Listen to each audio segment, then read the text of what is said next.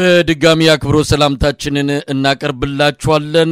የአማራ ፋኖ ብሔራዊ ኃይል በዛሬው ዕለት በይፋ ተመስርቷል።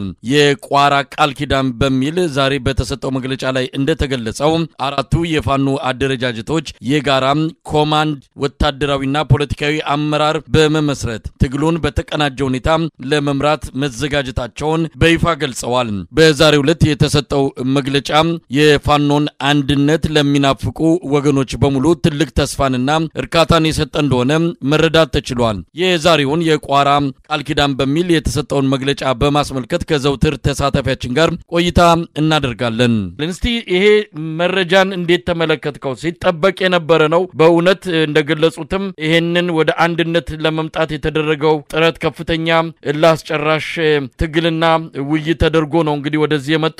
በመጨረሻም ይፋ አድርገዋል። ግንቦት አንድ ቀን ዛሬ የቋራ ቃል ኪዳን ብለውታል። እንዴት አየኸው? መሳይ በመጀመሪያ በጣም አመሰግናለሁ።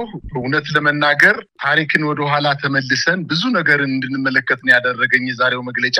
ማለትም በዘመነ መሳፍንት ጊዜ ኢትዮጵያ በጣም ከፍተኛ የመበታተንና የእርስ በርሱ ግጭት ውስጥ የነበሩ የክፍለ ሀገር መሪዎች አንደኛው ክፍለ ሀገር ከሌላኛው ክፍለ ሀገር ጋር ህብረት ሳይኖራቸው ከፍተኛ የሆነ መዳከም በኢትዮጵያ ላይ ደርሶ በነበረበት ሰዓት የቋራው አንበሳ ተብሎ የሚጠቀሰው አጼ ቴዎድሮስ የትውልድ ቦታ ላይ ዛሬ ደግሞ ኢትዮጵያ በጣም በከፍተኛ ደረጃ ስቃይና መከራ የመበታተን አደጋ በደረሰባት በዚህ ሰዓት ከአጼ ቴዎድሮስ የትውልድ መንደር ወይም አካባቢ ቋራ በመሰባሰብ ኢትዮጵያን ለመታደግ እና 9 ጊዜ ለካ አንድ ጊዜ ቁረጥ በሚለው ብሂል አማካኝነት 8 እና 9 ቀን የፈጀ ውይይት አድርገው በደንብ አድርገው ተወያይተው የሚበጀውን ለአማራ ህዝብ ትግል እና ሰቆቃና መከራቸው በአጭር ጊዜ የሚቋጭበትን ውሳኔ ወስነው ለአማራ ህዝብ ብሎም ለኢትዮጵያ ህዝብ እና ለደጋፊዎቻቸው ለኢትዮጵያ ህዝብም ለመንግስት ማስጠንቀቂያ መስጠታቸው በጣም የሚያስደስት ዜና ነው። እውነት ይሄ መንግስት ከዛሬ ድረስ በዋናነት የቆየው እነዚህ ኃይሎች የታጠቁት የጦር መሳሪያ ሳያንሳቸው የልባቸው ወኔና ጀግንነት ከመንግስት የሚበልጥ እጅግ በጣም የሚበልጥ ሆኖ ነገር ግን አንድ ባለመሆናቸውና ይሄንን የመለያየትና የመበታተን ትግል መንግስት ልክ እንደ ትልቅ አጋጣሚ በመቁጠር አንድነታቸው እንዳይመጣ ያገዛዝ ዘመኑን ለማራዘም ከፍተኛ ጥረት ሲያደርግ ነው እድሜው በዋናነት የተራዘመው። ነገር ግን ዛሬ በተደረገው በተለይ የቋራ ስምምነት ወይም የቋራ ዲክላሬሽን ተብሎ ሲታወጅ መንግስት በሸንበቆ ተደግፎ የቆመው መንግስት ሸንበቆ ተሰብሮበት በጀርባው እንደወደቀ ነው የተሰማኝ ስሜት መሳይ። ምክንያቱም ይሄ መንግስት በራሱ ጀግንነትና በራሱ ኃይል በራሱ ወኔ የቆመ መንግስት አይደለም፣ በራሳችን ድክመት የቆመ መንግስት ስለሆነ አሁን እነዚህ በጣም በአራቱም ክፍለ ሀገሮች የተሰባሰቡ የአማራን ህዝብ ከመከራና ከችግር ሊታደጉ የተነሱ አመራሮች ተመካክረው ለቅተው በደንብ ቆፍረው ችግሮቻቸውን በደንብ አርገው ነቅሰው አውጥተው ከፍተኛ ውይይት አድርገው ለዚህ ስምምነት መድረሳቸው እውነት በጣም የሚያስደስት ነገር ነው። መንግስት ግን እውነት ወሽመጡን የተቆረጠው አሁን ምናልባት ዛሬ እኛ ባናያቸውም አዘን ተቀምጠው ነው ሊሆን የሚችሉት። ምክንያቱም እነዚህ ኃይሎች አንድ ሆነው ወደ ማጥቃት እንቅስቃሴ ሲሄዱ የመንግስት ኃይል ምን እንደሆነ የኢትዮጵያ ህዝብ የሚረዳው ነው የሚሆነው መሳይ እና በአጠቃላይ ደስ ብሎኛል። ነገር ግን በጣም ደግሞ ከዚህ በላይ ደስ ያለኝ ነገር አንደኛ ሲታሙበት የነበረው እነዚህ ኃይሎች ከሌላዎች ኃይሎች ጋር ህብረት ፈጥረው እንደዚህ አድርገው የአማራን ህዝብ አሳልፈው ለሌላ ኃይል ሰጠው ተብለው ሲታሙ የነበሩ ኃይሎች ዛሬ በመግለጫቸው የወልቃይትን ጉዳይ የጠገዴንና የጸለምትን እንዲሁም የራያን ጉዳይ በዋና አጀንዳነት የማንተወው አጀንዳችን ነው ብለው መግለጫ በመስጠታቸው እጅግ በጣም ደስ ብሎኛል። ሌላው እንግዲህ የአማራ ህዝብ እያደረገ ያለውን የህልውና ትግልና ህዝባዊ አብዮት ነው ያሉት። እኛ አይደለንም የትግሉ ዋና ተዋናያን፣ እኛ አይደለንም የአማራ ህዝብ ነው እየደረሰበት ያለውን መከራና ችግር ተገንዝቦ የአማራ ህዝብ አጠቃላይ ከዚህ ስርዓት ጋር ከፍተኛ ትግል ትንቅንቅ እያደረገ በመሆኑ ይህን ትግል እና ትንቅንቅ የኛ ዋነኛ ዓላማ አብዮቱን ማስተባበርና ማቀናጀት ነው ብለው ራሳቸውን ከህዝብ በታች አድርገው ራሳቸውን ማቀናጀትና ማስተባበር ነው የኛ ድርሻ ማለታቸው እውነት ለህዝቡ የሰጡትን ከፍተኛ ትኩረት ለህዝብ ከፍተኛ ከበሬታ እንዳላቸው የሚያሳይ ነገር ነው። ሌላው ትግሉ የአብይ አህመድን የሽብር ቡድን አስወግዶ ከሌሎች ኢትዮጵያዊ ወገኖቻችን ጋር በጋራ በመሆን የሽግግር ቻርተር በማዘጋጀት ይሄን የአብይ አህመድን ስርዓት አሸባሪ ስርዓት ካስወገድን በኋላ ከሌሎች ኢትዮጵያዊ ወገኖቻችን ጋር በመሆን የሽግግር ቻርተር አዘጋጅተን ኢትዮጵያን ወደ ሰላማዊ ወደ እድገት ጎዳና ማሸጋገር የምንችል መሆናችንን ማለትና ለሌሎችም የትግል አጋሮቻቸው ወይም ኢትዮጵያዊ ወገኖቻቸው አስፈሪ እንዳልሆኑ በጋራ ኢትዮጵያን መምራት እንደሚፈልጉ ለወገኖቻቸው ትግል ክብርና ቅና እንደሚሰጡ አያይዘው ጠቅሰዋል። ሌላው ደግሞ በጣም ደስ ያለኝ መሳይ እንግዲህ ባደረጉት ውይይት የጋራ ምክር ቤት አቋቁመዋል። አጠቃላይ ጠቅላላ ጉባኤ ያላቸው ማዕከላዊ ምክር ቤት አላቸው፣ ስራ አስፈጻሚ ኮሚቴ ያላቸው፣ እንዲሁም በአራተኛ ደረጃ ከዚህ በፊት ለአማራ ህዝብ ትግል ከፍተኛ አስተዋጽኦ ያደረጉ አባት አርበኞችን በተቋም ደረጃ አቋቁመው የተቋሙ መሪዎችን በተቋሙ ስር የሚገኙ አባት አርበኞችን እንዲሁ ስትራክቸር ወይ መዋቅር ሰርተው የአባት አርበኞች ምክር ያስፈልገናል ብለው ቅና መስጠታቸው በጣም ትልቅ ነገር ነው የተመለከቱት መሳይ። በአጠቃላይ የቋራ ዲክላሬሽን ቦታው ብቻ በራሱ ታሪክ ወደ ኋላ ስንመለስ አሁንም ይሄ ቋራ ላይ ያደረጉት የቋራ ስምምነት ብለው የጠቀሱት ነገር ምናልባት አጼ ቴዎድሮስ ከቋራ ተነስቶ ኢትዮጵያን አንድ እንዳደረገው ሁሉ እነዚህ ሰዎችም ይህን ትልቅ ስም የቋራ ዲክላሬሽን የቋራ ስምምነትን ከአጼ ቴዎድሮስ ጋር አገናኝተው ኢትዮጵያን መልሰው ወደ ነበረችበት ክብሯ የመመለስ አቅም ሊኖራቸው እንደሚችል ነው የታየኝና እኔ በጣም ደስተኛ ነኝ። በጣም ደስ ብሎኛል። በመንግስት ላይ ደግሞ ምናልባት ከፍተኛ ሀዘን ተቀምጠው ሊሆን ይችላል የሚል እምነት ነው ያለኝ መሳይ። እንግዲህ ይህንን መግለጫ በብዙ ነገሮች በብዙ አቅጣጫዎች መመልከት የሚያስፈልግ እንደሆነም የሚታመን ነው።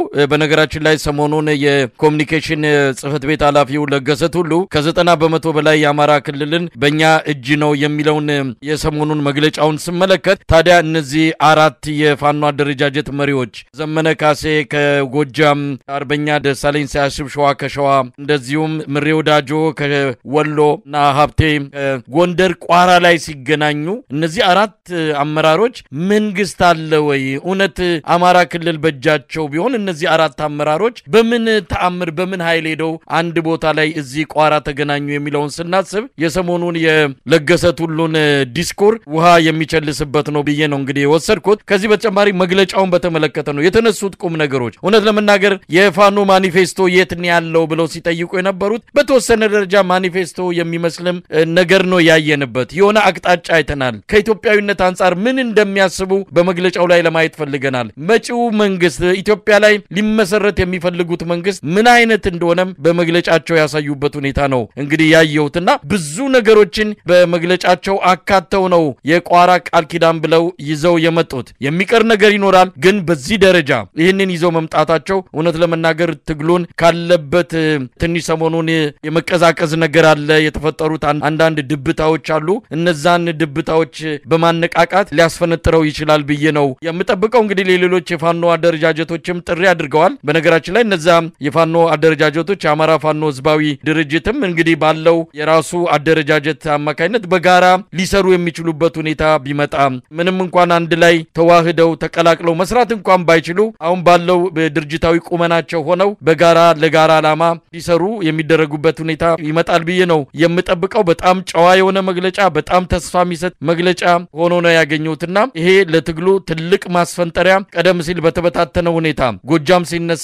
ወሎ ዝም የሚልበት፣ ጎንደር እንደዚሁ ሲነሳ ሸዋ ጦርነት የማይከፍትበት ሁኔታ አሁን ያከተመ እንደሚሆን ነው የሚጠበቀው። አራቱም ቀጠና በአንድ ጊዜ ውጊያዎች የሚካሄዱበት ሁኔታ ይመጣል ተብሎ ነው የሚጠበቀው። እስቲ እንደው መግለጫው ላይ መነሻ በማድረግ መጪው የትግል ጊዜ ምን ሊሆን ይችላል? መንግስትም እኮ በጣም በከፍተኛ ደረጃ እነዚህ ኃይሎች አንድ ላይ ሆነው በጋራ ማጥቃት፣ መከላከል፣ መልሶ ማጥቃት በአጠቃላይ ወታደራዊ ስትራቴጂያቸው በጋራ ሆኖ ማጥቃት ቢሰነዝሩ ሊደርስበት የሚችለውን ጉዳት ጠንቅቆ ስለተረዳ በተቻለው መጠን አንዳንዴ በጎጥ አንዳንዴ በገንዘብ አንዳንዴ የተሳሳተ መረጃ በማሰራጨት እርስ በርሳቸው እንዲጋጩ አንዱ ነው ማጥቃት እንዳያደርጉ ትግላቸው ከቀን ወደ ቀን እየገዘፈና እየጎለበተ እንዳይመጣ የተቻለውን ያክል ሙከራ አድርጓል። ምናልባት ቅድም አንተ ካነሳው የመጀመሪያ ሐሳብ ጋር ስነሳ እነምሬ ወዳጆ ወደ እንዴት ለምን ቋራ ድረስ ሲሄዱ 90% የኮሙኒኬሽን ኃላፊው ቦታዎችን ተቆጣጥረናል ካለ እነሱኮ ወደ ቋራ የሄዱትኝ እኮ ምናልባት ከመንግስት መራቅ ስለፈለጉ አይደለም እኮ ምናልባት የሴንሽዋ ኢንጂነር ደሳለኝ ሲያስብሽዋ በሰራዊት ታጅቦ ብቻውን አይደለም በሰራዊት ታጅቦ ባጃቢዎቹ እንክብካቤ የተደረገላቸው የአማራ ህዝብ ድጋፍና ከለላ እየሰጣቸው ወደ ቋራ ሲሄድ ይሄ መንግስት የከተማ መንግስት እንደሆነ አንዱ ማሳያ ነው። ከተማ ላይ ተቆልቁሎ የከተማን ወጣት ሴቶች የሚደፍር የከተማን ወጣቶች ገንዘብ የከተማ ነጋዴዎችን ገንዘብ እየቀማ እዛው ላይ ቢራ ውስኪ ስጋ እየበላ ራሱን አደልቦ ያለ መንግስት እንደሆነ አንዱ ትልቁ ማሳያ ነው። ስብሰባውን ግን እዛው አፍንጫቸው ላይ መኮዳት አካባቢ እንኳን ቢያደርጉት ምንም ችግር እንደማይመጣባቸው 100% እርግጠኛ ነኝ። ነገር ግን ምናልባት ወደ ከተሞች ተጠግተው ህዝብ በዛበት አካባቢ ስብሰባ ቢያደርጉ ይሄ መንግስት ጨካኝ ነውና ምናልባት እነሱን አገኘው ብሎ ሲቪሊያንን ከፍተኛ ጉዳት እንዳያደርስ ለህዝባቸው በማሰብ ነው ራቅ ወዳለ ቦታ ላይ የሄዱት። ያ ቦታ ደግሞ ፍጹም መንግስት የሚሄድበት ቦታ አይደለም። ከ3 እና ከ4 ወራት በላይ በርካታ ክፍለ ጦሮችን አሰልፎ ያንን አካባቢ ሙሉ በሙሉ ለማጽዳት በ6 እና በ7 አቅጣጫ ከቤንሻንጉል ጉሙዝ ከቻግኒ ከፓዊ ከአማራ ክልል ከጎጃም ከምዕራብ ጎጃም ከአገው ዞን ከማዕከላዊ ጎንደር ከአለፋ ከታቁሳ ከምዕራብ ጎንደር ከቋራ ከመተማ በተለያየ አቅጣጫ ያንን አካባቢ ሙሉ በሙሉ ለማጽዳት ሙከራ አድርጎ እየተደመሰሰ እየተመታ ቦታውን ሁለተኛ ላይ ሄድበት ምሎ ተገዝቶ ተመቶ የተመለሰበት ቦታ ስለሆነ አሁን ቋራ ነፃ ግዛት ነው። ነፃ ግዛት ስለሆነ ተስፋ የቆረጠበት አካባቢ ስለሆነ በዛ አካባቢ ረጅም ቀናትን ወስደው ውይይት ሲያረጉ እንዳይረበሹ ለማድረግ ካልሆነ በስተቀር መንግስት በአሁኑ ሰዓት በጥቂት ከተሞች ላይ ብቻ ነው ጉልበቱ ያለው። ይሄን ጉልበት ደግሞ ምናልባት አንድ ከሆኑ በኋላ ብዙ ጊዜ አይወስድባቸውም፣ ብዙ ጉልበት አይወስድባቸውም፣ ብዙ መስዋዕትነት አይወስድባቸውም። በአጭር ጊዜ ውስጥ ተደራጅተው ተቀናጅተው በከተማ ላይ መሽጎ የሚገኘውንና በህዝባችን ላይ ስቃይና መከራ እያበዛ ያለውን ስርዓት በአጭር ጊዜ ውስጥ አስወግደው የአማራን ክልል ሙሉ በሙሉ ሊያጸዱ የሚችሉበት አጋጣሚ እንደተፈጠረ ነው የተረዳሁት ነገር። ይሄ መንግስት ቅድም እንዳልኩ በቀርቃህና በሸንበቆ ተደግፎ የቆመ ስርዓት ነው። የተደገፈበት እንኳን ጠንካራ ነገር የለውም። የህዝብ ድጋፍ የለውም። ጨካኝ ነው፣ አረመኔ ነው፣ ዘራፊ ነው፣ ደፋሪ ነው። ለእምነት ተቋማት እንኳን ክብር የሌለው ስርዓት ስለሆነ በአጠቃላይ በአማራ ክልል ብቻ ሳይሆን በኢትዮጵያ ህዝብ ዘንድ በከፍተኛ ደረጃ የተጠላ ስርዓት ስለሆነ ብዙ ጉልበት የሚወስድባቸው ነገር አይደለም። አለቀ በቃ። እንግዲህ ሜዳውም ኳሱም ይሄው ይባላልና አሁን ተደራጅተው ተቀናጅተው ወደ ማጥቃት ሲሄዱ ከተሞችን እየለቀቀ ነው የሚሸሸው የሚል እምነት ነው ያለኝ እና ጥሩ ጅማሬ ነው። በተለይ በጋራ አመራርነት ወስደው ኃላፊነቱን ትልልቅ የውጊያ ተሞክሮ ያላቸው ብልጽግና የሚፈራውና በወታደራዊ በተለይ በሽምቅ ውጊያ ጠበብት ነው የሚባለው ጀነራል ተፈራ ማሞ የጋራ አመራር ላይ አባል ሆኖ መሳተፉ ምናልባት መንግስት በጣም ከፍተኛ ጭንቀት ውስጥ ዛሬ ወድቋል የሚል እምነት ነው ያለኝ። መሳይ እንግዲህ ይሄ የቋራ ቃል ኪዳን በሚል 4 አደረጃጀቶች ወደ አንድ መተው የአማራ ፋኖ ብሔራዊ ኃይል በሚል መጠሪያ ትግሉን ዳግም ለማቀጣጠልና የአማራ ህዝብ የጀመረውን የሁሉና ተጋድሎ አስተባብሮና አቀናጅቶ ወደ አንድ ውጤት ለማምጣት የሄደበት ደረሰበት የመጨረሻው ስምምነት እውነት ለመናገር ለፋኖ አደረጃጀቶች ወይም ደግሞ ለፋኖ ትግል ብቻ ሳይሆን በሌሎች የኢትዮጵያ አካባቢዎችም ለሚታገሉ ሌሎች ኃይሎችም ጭምር ትልቅ ማነቃቂያ ወይም ደግሞ አይን ገላጭ የሚሆን ቀጣዩ ትግል ግራ የገባቸው ኃይሎችም ካሉ በተለይ ከአማራ ፋኖ ትግል አንፃር ግልጽ የሆነ ነገር ሊያገኙ የሚችሉበትን እድል የሰጠ ነው ማለት ይቻላል። እንግዲህ በጥሪው ላይ ብዙ ነገሮችን አንስተዋል። በተለይም ለመላው ኢትዮጵያ ህዝብ ባስተላለፉት ጥሪ ላይ በጸረ ብልጽግና ትግል ላይ የምትሳተፉና ነፍጥ ያነሳችሁ ኢትዮጵያውያን የገጠመን ጠላት የዓለም አቀፍ የጦርነት ህግ የማይገዛው የሞራል ተጠያቂ የሌለው የሀገር ሀብት ለሽብር ተግባር የሚያውል የሚመራውን ህዝብ ላይ ሽብር በመፍጠር ስልጣን ላይ መቆየት የሚፈልግ ልፍስፍስ ኃይል ነውና በጠላታችን ላይ በጋራ ለምናደርገው ትግል የተቀናጀና የተናበበ ሁለገብ ትግል በጋራ እንድናደርግ ጥሪ እናቀርባለን ይላል። ይሄ እንግዲህ እንግዲህ ከአማራ ፋኖ ባሻገር ያሉ ሌሎች የኢትዮጵያ ኃይሎችንም የሚመለከት ጥሪ ነው። ምናልባት እዚህ ላይ ምን ማለት ይቻላል? የፋኖ የትግል አቅጣጫ ወዴት ሊያመራ እንደሚችል ፋኖ ማኒፌስቶ የለውም። ከሌላው የኢትዮጵያ ኃይል ጋር በምን አይነት መስፈርት በምን አይነት ጉዳዮች ላይ ተስማምቶ በጋራ ሊታገል ይችላል የሚለውን በመሰረቱ ይሄ ፍንጭ የሰጠ የሆነ አመላካች ነገር ያሳየ ነው ብዬ ነው የማምነው። ከዚህ ባሻገር ለአክቲቪስቶች፣ ለጋዜጠኞች እንደዚሁም ለሚዲያ ውስጥ ለሚሰሩ በሙሉ ያስተላለፉትም ጥሪ አለ። ይሄ መወቃቀሱና በግራ በቀኝ ትግሉን የሚጎዳውን አንዳንድ ትርክቶችን ከማሰራጨት እንቆጠብና ትግሉንም እናግዝ የሚል ሆደ ሰፊ የሆነ መግለጫ ነው ማለት እንችላለን። እስቲ ከዚህ አንጻርስ ምን ማለት ይቻላል? መሳይ ጥሪ የቀረበላቸው አጠቃላይ ህዝብም ይሁን ተቋማት የቀረ የለም። ለኢትዮጵያ ህዝብ ለመላ ኢትዮጵያ ህዝብ ጥሪ አቅርበዋል። ለዲያስፖራው ማህበረሰብ ጥሪ አቅርበዋል። ምናልባት ከነዚህ ጥሪዎች ውስጥ ጠንከር ብሎ መገለጽ ያለበት በተለያዩ ሚዲያዎች ለዲያስፖራው ነው። አንደኛውን ወገን ደግፎ ሌላኛውን ወገን በማንኳሰስ የአማራን ህዝብ ነፃ ማውጣት አይቻልም። በአማራ ስም እንቅስቃሴ ያደረጉ ያሉ በርካታ ሚዲያዎች አውቀውትም ይሁን ሳያውቁት ይሄኛውን ቡድን በመደገፍ ያኛውን ቡድን በመንቀፍ እስከዛሬ ድረስ በመሐከላቸው ከፍተኛ ልዩነት በመፍጠር አንድ ሆነው የአማራን ህዝብ ነፃ እንዳያወጡ ከፍተኛ እንቅፋት ተፈጥሯል እንጂ ለአማራ ህዝብ ጥሪ ማቅረባቸውማ ኦልሬዲ የአማራ ህዝብ ብቻ አይደለም የኢትዮጵያ ህዝብ እኮ እየጠበቃቸው ነው። ገና ትግሉን በጀመሩ እኮ ወር ባልሞላ ጊዜ ውስጥ እኮ አዲስ አበባ ከተማ ላይ እኮ ወረቀት ተበትኖ እየመጡ ነው የሚል ደስታ እየተገለጸ የነበረበት ወቅት ነው ያለው። ወደ ደቡብ ክልል ብንሄድ ጉራጌ ክልል ስልጤ፣ ሐዋሳ፣ በሲዳማ አካባቢ ብትሄድና ወጣቶችን ብታናገራቸው የፋኖን መምጣት በጉጉት የሚጠብቁ በርካታ የኢትዮጵያ ህዝቦች አሉ። ይሄ ስርዓት በአማራ ህዝብ ብቻ ሳይሆን ምናልባትም በኦሮሞ ህዝብ ላይ ከአማራ ህዝብ ያልተናነሰ እጅግ በጣም ከፍተኛ በደል እየፈጸመ ምናልባት ወለጋ በዚህ ሰዓት ብንሄድ የተለያየ መሰረተ ልማት አጠው ዜጎቿ የወለጋ ነዋሪዎች የመኖርና ያለመኖር ችግር ውስጥ ገብተው ከፍተኛ አምራች አካባቢ ነው። ነገር ግን ማረስ እንኳን የማይችሉበት ደረጃ ደርሰው ያረቡትን ከብት በግ ፍየልና የጓሯቸውን የጓሮ አትክልት እንኳን እየቆረጠ የሚበላ እያረደ የሚበላ ሴቶችን የሚደፍር የሸኔ ታጣቂዎች ቤተሰቦች ናቸው ብሎ መንደሮችን አጥሮ በሳት አቃጥሎ ከሳቱ እየወጡን የሄዱ ሰዎችን የኦሮሞ ተወላጆችን ደግሞ በመሳሪያ ያነጣጠረ ሲገል እኮ በቀጥታ በዩቲዩብ ያየነው ጉዳይ ነው። ስለዚህ ይሄ ስርዓት ለከሌ ብሔር ለከሌ ሃይማኖት የሚባል ስርዓት አይደለም። ለሁሉም የኢትዮጵያ ህዝብ ጠላት በመሆኑና የፋኖ ኃይሎችም ደግሞ የተነሱበት ዋና ዓላማ እኛችን ሀገር እንምራ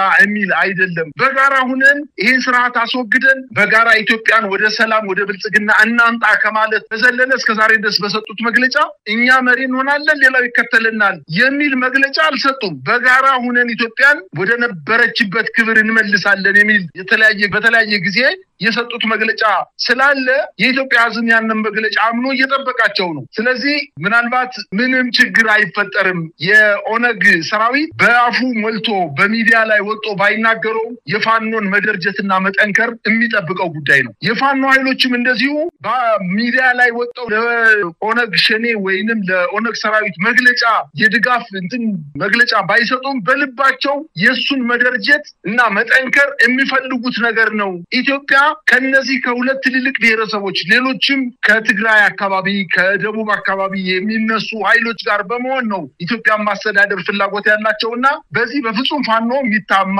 አይደለም። ምክንያቱም የህልውና ጥያቄ ነው እንጂ ያነሳው እኔ ካልመራሁ ኢትዮጵያ ትፍረስ የሚል ጥያቄ አንስቶ አያውቅምና ይሄ በዜጎቻችን በኢትዮጵያ ዜጎች ዘንድ ከፍተኛ ከበሬታ የተሰጠውና ምናልባትም ለወደፊቱ እየገፋ ሲመጣ ከተለያዩ ክልሎች ላይ ድጋፍ በአካልም በውጊያም በገንዘብም በጉልበትም እገዛ የሚሰጡት ኃይሎች እየጨመሩ እንደሚመጡ ነው የሚታየኝ። መሳይ እንግዲህ በመጨረሻ እንደው ምን ይጠበቃል ከዚህ በኋላ?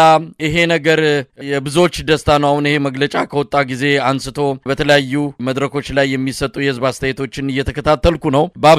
በአመዛኙ ማለት ይቻላል ሰው ደስታውን እየገለጸ ይገኛል። ሌላ ሐሳብ ያላቸው ሌላ አቅጣጫ ያላቸው ወገኖችም እንደዚሁ ነገሩን በጥንቃቄና በጥሞና መመልከት እንዳለባቸው የሚገልጹበትንም እንዲሁ አስተያየት እየተከታተልኩ ነው። ለማንኛውም የአማራ ህዝብ ትግል አይደለም ከሌሎች ፋኖ አደረጃጀቶች ከአማራ ፋኖ ህዝባዊ ድርጅት ይቅርና ከሌላውም ጭምር በጋራ ሰርቶችን ሀገር ማዳን እንዳለበት የሚታመንበት ትግል ነውና የተጀመረው በቀጣይ ነገሮች እየተስተካከሉ እንደሚመጡ ትላንት አይቻልም የተባሉ ነገሮች ሁሉ ዛሬ የሚቻሉበት ሁኔታ እየተፈጠረ በመሆኑ ነገ ከነገ ወዲያ ለአብይ አህመድ አገዛዝ ጀንበሯ እየጠለቀች የመምጣቷ ነገር ከዚህ መግለጫ ጋር ተያይዞ በብዙዎች ዘንድ ተስፋ የተደረገበት ሁኔታ ነው ያለው። እንደው ከዚህ በኋላ እንደው ጥንቃቄ መደረግ ያለባቸው ነገሮች አሉ። ይሄ ወደ ኋላ መመለስ የለበትም። ከዚህ በኋላ ወደ ኋላ የሚመለስ ነገር ይሄንን አደራ ይሄ ህዝብ የሰጠውን ተስፋ ዛሬ ህዝብ በለቅሶ ጭምር ደስታውን እየገለጸበት ያለውን ይሄንን የዛሬውን አጠቃላይ የህዝብ ስሜት ጠብቆ ለድል ማብቃት ደግሞ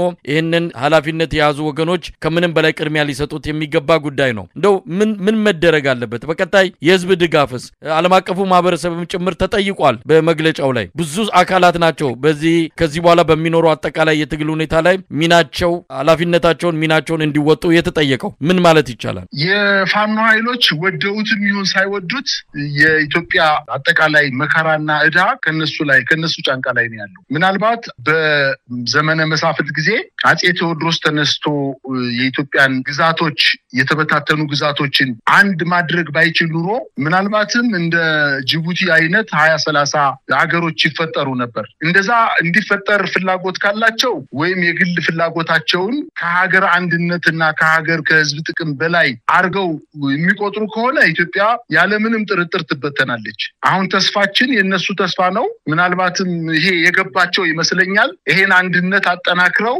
ስርዓት ማስወገድ ካልቻሉ እቺ ሀገር ሙሉ በሙሉ ትበተናለች። ምክንያቱም እያንዳንዱ ጎሳ እያንዳንዱ ብሔር የተለያየ ማንነት በውስጡ በብሔር ማንነት ለ30 እና ለ40 ዓመታት የተሰበከ ማህበረሰብ ስለሆነ ያ የጎላ ስለሚመጣ 30 እና 40 ሀገር ሆነን ብቻ ሳይሆን ምንቀየው ለዘመናት ምናልባትም ለ100 ዓመት እርስ በርሳችን እየተዋጋን የዓለም መሳቂያ እንደምንሆን መገንዘብ አለባቸው። ይሄ ትግል ከራሳቸው ኢጎ ወይም ከራሳቸው ፍላጎት በላይ ለኢትዮጵያ ህዝብ እጅግ በጣም አስፈላጊ በመሆኑ ጉዳዩን በጥንቃቄ ነው መምራት ያለባቸው። የራሳቸውን ፍላጎት እዛው በኪሳቸው ውስጥ ከተው ምናልባትም እሱን አድርገውታል ብዬ ነው ማምነው። ምክንያቱም የጋራ አመራርን መርህ ይዘው መምጣታቸው በጣም ከፍተኛ ጥቅም አለው። ምናልባት ከሌ ሊቀመንበር ከሌ ወታደራዊ አዛዥ ከሌ ፖለቲካ ኃላፊ ቢሉ ኑሮ ምናልባት መልሶ ሊፈርስ የሚችልበት እድልም ሊፈጠር ይችላል። የጋራ 13ቱም የሥራ አስፈጻሚዎች የጋራ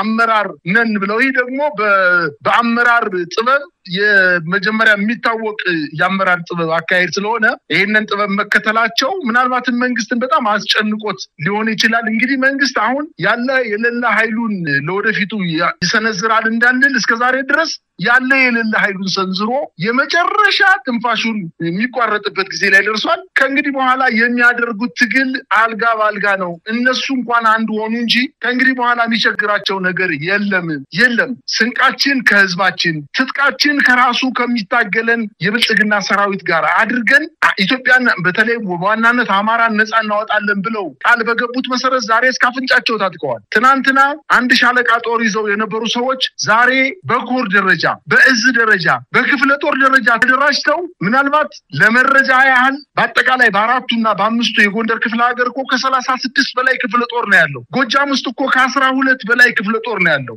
መንግስት እኮ አሁን በክፍለ ጦር ደረጃ የፋኖን ያክል ኃይል እኮ የለውም፣ ወኔ የለውም። የተሰለበ ስነልቦና ያለው ስርዓት ስለሆነ ከእንግዲህ በኋላ ካረጉት ትግል በላይ ከእንግዲህ በኋላ የሚመጣባቸው ሌላ ጠንካራ ትግል ሊኖር አይችልም። ስርዓቱ ወድቋል። ስርዓቱ መንገድ ላይ አምፖል መትከል፣ መንገድ መጥረግ፣ የእግረኛ መንገድ ማስተካከል እዚህ ላይ ነው ያለው። በቃ ሌላ ምንም ስራ እኮ የለውም። ሀገርን እያስተዳደረ አይደለም። ስለዚህ በኢትዮጵያ ህዝብ የተጠላ ስርዓት ስለሆነ ከእንግዲህ እነሱ አንድ እንኳን ወሉልን እንጂ ትግሉ እዳው ገብስ ነው ይላል አባቶቻችን ሲጠርቱ። እዳው ገብስ ነው። ቀላሉ ነገር ነው የቀራቸው። ከባዱን ስራ ዛሬ ሰርተውታል። ያዝልቅላቸው፣ በአንድነታቸው እንዲቀጥሉ የአማራ ህዝብ ፍላጎት የኢትዮጵያ ህዝብ ፍላጎት እንደሆነ በአፌን ሞልቼ መናገር እችላለሁ። ተስፋም በአጭር ጊዜ ውስጥ የአማራን ህዝብ ነፃ ወጥተው ወደ ሌሎች ክልሎች የሌሎች ታጋዮች ጋር በጋራ በመሆኑ ኢትዮጵያን ነፃ የሚያወጡበት ጊዜ ሩቅ አይደለም ብዬ ነው ማምነው። መሳይ በጣም ነው ማመሰግነው። እንግዲህ የአዲሱን የአማራ ፋኖ ብሔራዊ ኃይል አመራሮች የጋራ ኮማንድ ነው ያቋቋሙት። አመራሮቹ ጋዜጣዊ መግለጫ የሚሰጡ ከሆነ በግልም እንደዚሁ ማብራሪያ መግለጫ የሚሰጡ ከሆነም እሱን ተከታትለን ለተመልካቾች እናቀርባለን። በጣም ነው ማመሰግነው። እኔም አመሰግናለሁ።